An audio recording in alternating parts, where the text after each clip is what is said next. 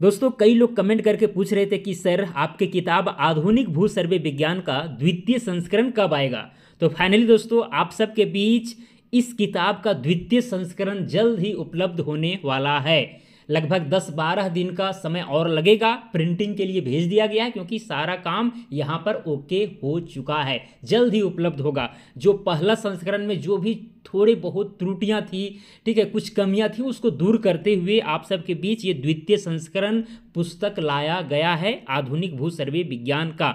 तो चलिए पूरा डिटेल से बताते हैं कि इस किताब में आपको, इस पुस्तक में आपको क्या क्या चीज़ें मिलेंगी, सिलेबस में क्या क्या है, नया में क्या जोड़ा गया है, आदि आदि। तो चलिए यहाँ पर शुरू करते हैं। देखिए आधुनिक भू सर्वे विज्ञान, रंजित कुमार अमीन ट्रेनर हजारीबाग, प्रेरणा के स्रोत, ठीक है, माता पिता एवं विद्यार्थीगण, ठीक है, नवीन संस्करण है ये।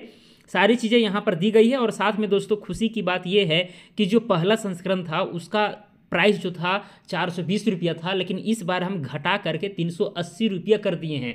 इसमें पेज भी बढ़ गए हैं, लेकिन फिर भी मैंने दाम को कम कर दिया क्योंकि भाई पहली बार जब प्रिंटिंग वगैरह कराया था तो बहुत खर्च आ गए थे, इस वजह से हमको प्राइस थोड़ा ज़्यादा रखना पड़ गया था। तो खैर यहाँ पर जो है 40 रुपया हम कम रखे हैं और इसमें भी आपको डिस्काउंट मिलेगा। तो चलिए खैर वो बात की चीज़ें हैं। यहाँ पर हम आज जानेंगे कि भाई सिलेबस में आपको क्या क्या चीज़ें मिलने वाली है। तो देखिए यहाँ पर आधुनिक भू सर्वे विज्ञान विषय सूची, देखिए जब आप पुस्तक को लेंगे ना तो आपको विषय सूची में इस तरह से आपको सारी चीज़ें दिखेंगी।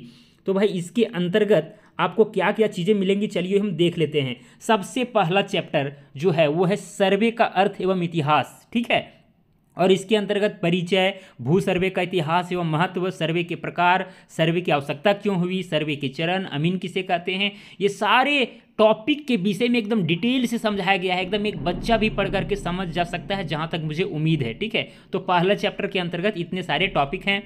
फिर दूसरा चैप्टर में आ जाइए, भूमापन यंत्र एवं उनके प्रयोग। तो इसमें है जरीब, सुज्जा, गुनिया, डायगोनल स्केल, प्रकाल, टॉक, राइटिंगल, कंघी यानी एडम कॉम, लट्ठा हो गया, झंडी, फील्ड बुक, चरखी, मैपिंग, पेन, टेप, कुदाल इत्यादि।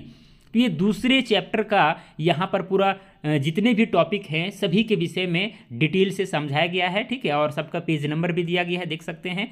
फिर तीसरा चैप्टर है लाइन एवं मुस्तकिल। तो यहाँ पर लाइनों का वर्णन किया गया। भाई बहुत सारे लाइन होते हैं, लाइनों का नाम होता है, कैंची लाइन हो गया, मुरब्बा लाइन हो गया, ट्रावर्स लाइन हो गया, तोखा लाइन हो गया, ये सारे लाइनों के विषय में समझाया गया है। फिर बहुत सारे मुस्तकिल होते हैं नक्शा में ज़मीन पर, ठीक है, तो उन मुस्तकिल के विषय में भी बारीकी से समझाया गया है कि भाई बम्बा क्या है, कुआं किस तरह से बना रहता है, या तुदा क्या है, ये सारी चीज़ें बताई गई है, ठीक है।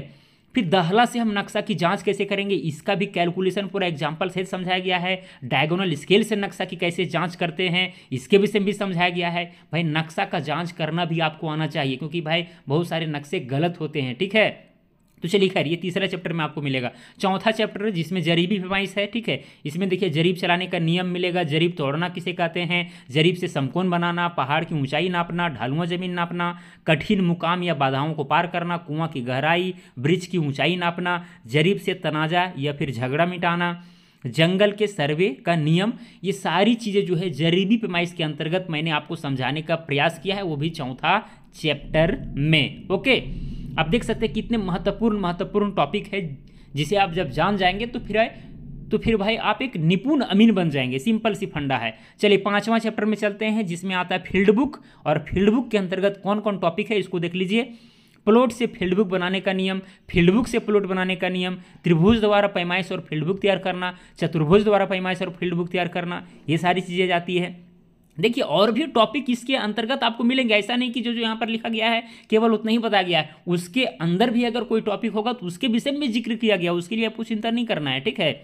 चलिए छठा चैप्टर में आते हैं, नक्शा। तो यहाँ पर देखिए ड्राइंग खींचने का नियम, नक्शे को सुरक्षित रखना भाई कैसे रखा जाता है इसके विषय में बताया गया है। पैमाना बदल कर नक्शा बनाना, नक्शा ट्रेस करना, खेतों के विषय में, मुश्किल से पैमाइश, मौजे की सीमा परिवर्तन होने के कारण, सीमाने का झगड़ा, गलती तकसीम, ये सारी चीज़ें आपको नक्शा में बताया गया है, ठीक है। फिर सातवां चैप्टर में आता है खाना पूरी, और खाना पूरी के अंतर्गत देखिए यहाँ पर कितने सारे टॉपिक है। परिचय हो गया, मौजे का सर्वे करना, नक्शा में नंबर देना, खेसरा का हेडिंग, खतियान बनाना, नक्शा द्वारा जमीन साबित करना, एक मौजे से दूसरे मौजे में मुस्तकिल ले जाना, खेसरा नंबर देने का नियम, खाना पूरी के दौरान अमीन के कार्य एवं शक्ति, हल्का निरीक्षक का खाना पूरी संबंधी कार्य, शिविर पदाधिकारी के कार्य एवं शक्ति, तो ये सारी चीज़ें यहाँ पर खानापुरी के अंतर्गत आ जाता है। फिर 8वां चैप्टर में आइए, जिसमें आता है अधिकार, अभिलेख एवं उसके विशेषता, जैसे कि खेसरा फॉर्म हो गया, जिसको हम लोग एरिया स्लिप कहते हैं, खतियान हो गया, पर्चा, खेवट, अवपासा, असाई, मशहूर और महत्वपूर्ण प्रश्नोत्तर भी आपको देखने को मिलेंगे। ठीक है, और सारे चैप्टर में अभ्यास भी आपको मिलेंगे, इसके लिए आपको चिंता नहीं करना है। चलिए 9वां चैप्टर में आते हैं, जो चकबंदी है। ठीक है, यहाँ पर देखिए सब पेज नंबर वगैरह भी अच्छा ढंग से दिया गया है। चकबंदी के अंतर्गत सबसे पहले परिचय, चकबंदी संबंधी कार्यकर्ताओं के नाम एवं उनके कार्य। ठीक है, चकबंदी से होने वाले लाभ तथा हानि, चक का लगान, योजना प्रारूप, सलाहकार समिति, फिरनी पद, चकबंदी पासबुक, कृषक का अधिकार, ये सारे टॉपिक के ऊपर बारीकी से समझाया गया है। ठीक है, चलिए 10वां चैप्टर में आ जाइए, सर्वे संबंधी नियम व कानून। ठीक है, इसमें संपत्ति के विषय में समझाया गया है, हिंदू उत्तराधिकार कानून के विषय में समझाया गया है, मुस्लिम उत्तराधिकार कानून के विषय में समझाया गया है। चलिए अब 10 चैप्टर तो भाई इधर आपका चेन सर्वे पूरा कंप्लीट हो गया। ओके, अब 11वां चैप्टर से शुरू होता है अदर सर्वे। ठीक है, जैसे समपटल सर्वेक्षण यानी प्लेन टेबल सर्वे। ठीक है, विभिन्न उपकरणों का जानकारी दिया गया है, सर्वेक्षण की विधियों के विषय में बताया गया है, विकिरण विधि हो गया, प्रतिच्छेदन विधि हो गया, ये सारी चीज़ें आपको बताई गई है। ठीक है, फिर 12 चैप्टर में आ जाइए, तो यहाँ पर प्रिज्मीय कंपास सर्वेक्षण है, जिसमें परिचय हो गया, प्रिज्मीय कंपास सर्वेक्षण के उपकरण, दिक्मान या दिशा कोण, प्रिज्मीय कंपास की प्रयोग विधि, प्रिज्मीय कंपास सर्वेक्षण की विधियां, तो ये सब प्रिज्मीय कंपास सर्वेक्षण के अंतर्गत आते हैं। ठीक है, फिर 13 चैप्टर में आ जाइए, थियोडोलाइट सर्वेक्षण, जिसके अंतर्गत परिचय और थियोडोलाइट के मुख्य उपयोग, ये सारी चीज़ें आपको बताई गई है। ओके, फिर यहाँ पर 14 चैप्टर में आ जाइए, तो इलेक्ट्रॉनिक टोटल स्टेशन सर्वेक्षण यानी ETS।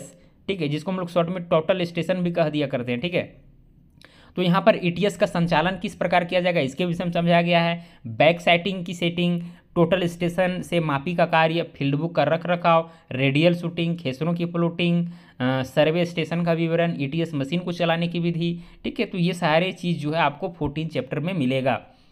15 चैप्टर में आपको भूमापन संबंधित विभिन्न इकाइयाँ मिलेगी। ठीक है, जैसे डिसमिल हो गया, एकड़, हेक्टेयर, एयर, ये सारे के विषय में पूरा कैलकुलेशन के साथ आपको बताया गया है। धूर, कट्ठा, बीघा, धुरकी, फुरकी, ये सब के विषय में बताया गया है। उनवासी, कंचवासी, बिस्वांसी, बिस्वा, बीघा, ये सारी चीज़ों के विषय में भी आपको बताया गया है। ठीक है, और लास्ट में यहाँ पर महत्वपूर्ण एक टॉपिक है, कठिन शब्दों के अर्थ एवं इकाइयाँ। देखिए, सर्वे में बहुत सारे ऐसे कठिन शब्द होते हैं जिनका अर्थ आप शायद न जानते हो। ठीक है, तो उनका अर्थ एकदम बारीकी से दिया गया है। बहुत सारे, लगभग 200-300 मतलब 400-500 के आसपास शब्द होंगे और उनके अर्थ दिए गए हैं। ठीक है, और इकाइयाँ, विभिन्न इकाइयाँ लास्ट में आपको जो है पूरा समराइज करके जो है विभिन्न यूनिट उसका कन्वर्सन दिया हुआ है, ताकि आपको याद करने में दिक्कत ना हो और अगर भूल जाए तो वहाँ पर आपको खोजने में दिक्कत ना हो। तो इस तरह से दोस्तों इसमें टोटल 15 चैप्टर है और एक महत्वपूर्ण टॉपिक ये नीचे है, कठिन शब्दों के अर्थ एवं इकाइयाँ। ठीक है, तो यहाँ पर एक चैप्टर इसमें ऐड किया गया है, इलेक्ट्रॉनिक टोटल स्टेशन।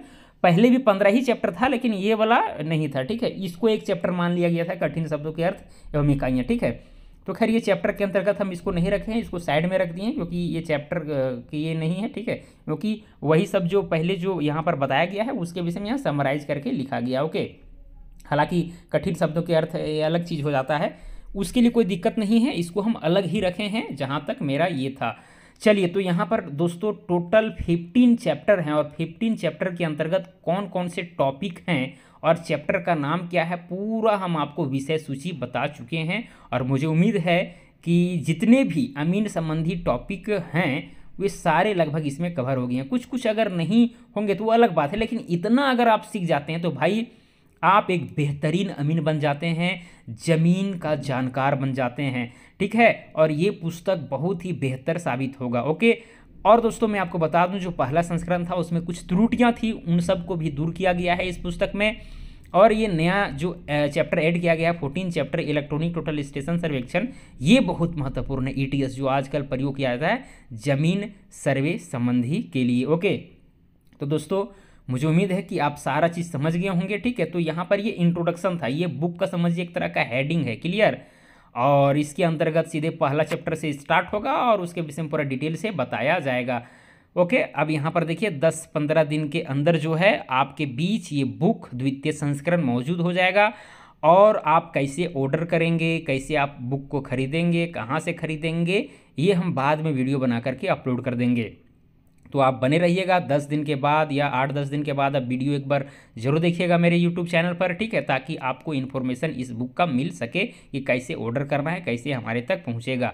पहला संस्करण का जितना भी बुक था दोस्तों सब बिक चुका है, ठीक है, 2-2 बार प्रिंटिंग करवाएं, सब बिक चुका है। अब द्वितीय संस्करण भी बिकेगा, और जो लोग पहला संस्करण ले चुके हैं वे भी इस संस्करण को ले सकते हैं, क्योंकि यहाँ इसमें आपको नया नया चैप्टर मिलने वाला है और इसका प्राइस भी इस बार जो है पहले वाला से कम हो सकता है। ओके, तो चलिए दोस्तों, मुझे उम्मीद है कि आपको सारी चीज़ें समझ में आ गई होगी, ठीक है। अगर किसी प्रकार का कन्फ्यूज़न है, क्वेरी है, तो आप कमेंट करके पूछ सकते हैं। तो चलिए आज के लिए इतना ही, अब मिलेंगे अगला वीडियो में। जय हिंद, वंदे मातरम।